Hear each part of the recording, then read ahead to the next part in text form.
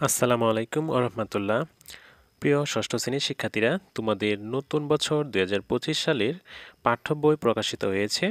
যারা এখনও বিদ্যালয় থেকে নতুন বই পাওনি তারা আমাদের এই চ্যানেলের ভিডিও ডিসক্রিপশন বক্সে একটি লিঙ্ক দেওয়া থাকবে, সেই লিঙ্ক থেকে এই বইটি ডাউনলোড করে তোমরা পড়তে পারো।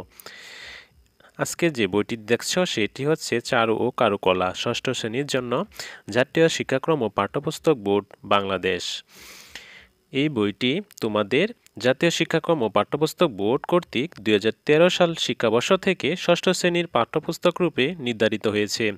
২০২৫ শিক্ষাবর্ষের জন্য পরিমার্জন করা হয়েছে এবং এই বইয়ের প্রকাশকৃত সর্বসত্ব সংরক্ষিত প্রথম সংকলন রচনা ও সম্পাদনায় যারা আছেন তাদের নাম এখানে উল্লেখ করা আছে। এই বইটি বেশ কয়েকবার পরিমার্জন করা হয়েছে। নিচে কিছু প্রাসঙ্গিক কথা রয়েছে, তোমরা নিজ দায়িত্বে সেগুলো পড়ে নিও। আমরা এখন দেখব সূচিপত্র। সূচিপত্রে প্রথম অধ্যায় আছে চারু ও কারুকলার পরিচয় ১ থেকে ৬ পৃষ্ঠা পর্যন্ত। দ্বিতীয়ত আমাদের বাংলাদেশের চারু ও কারুকলা শিক্ষার ইতিহাস ৭ থেকে ১১ পৃষ্ঠায়।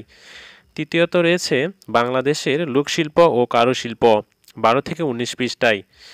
চতুর্থ অধ্যায় রয়েছে ছবি আঁকার সাধারণ নিয়ম, উপকরণ ও মাধ্যম ২০ পৃষ্ঠা থেকে ৩৪ পৃষ্ঠায় পর্যন্ত।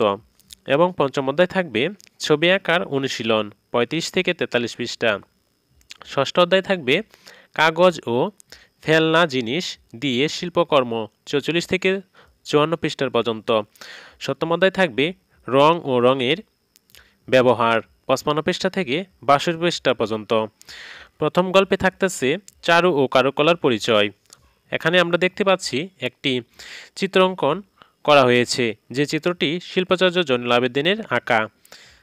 তারপর এই কারুকলার পরিচয় নিয়ে কিছু কথা রয়েছে।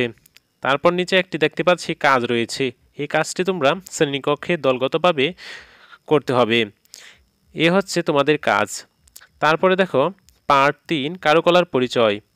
এভাবে তোমাদের প্রত্যেকটি অনুচ্ছেদের পিছনে একটি করে কাজ দেওয়া থাকতে পারে এবং এই কাজগুলো তোমাদের শ্রেণীতে উপস্থাপন করে নিতে হবে। তারপর অনুশীলনে থাকবে তোমাদের বহু নির্বাচনীয় প্রশ্ন এবং কিছু সংক্ষিপ্ত প্রশ্ন থাকবে।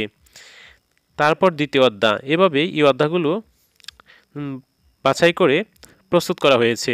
তোমাদের শ্রেণীর সকল বইয়ের সমাধান আমাদের এই চ্যানেলে দেওয়া হবে। পরবর্তী ভিডিও দেখার আমন্ত্রণ জানিয়ে আজকের ভিডিওটি এখানে শেষ করছি।